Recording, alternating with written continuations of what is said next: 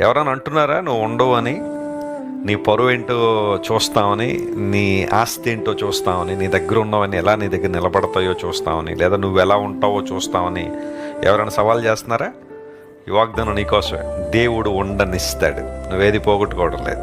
ఈ మాటను జాగ్రత్తగా పరిశీలన చేయాలి. జఫని అనే మాటకు యెహోవా నన్ను దాచును, ద లార్డ్ హైడ్స్ అని అర్థం. దేవుడు మనల్ని దాచేవాడు. ఆయన ఎన్నో కీడులు, ఎన్నో ఉపద్రవాలు, ఎన్నో రకాలైన ప్రతికూల వాతావరణాలు మన చుట్టూ కమ్మేసినప్పుడు మనల్ని కాపాడేది ఆయనే.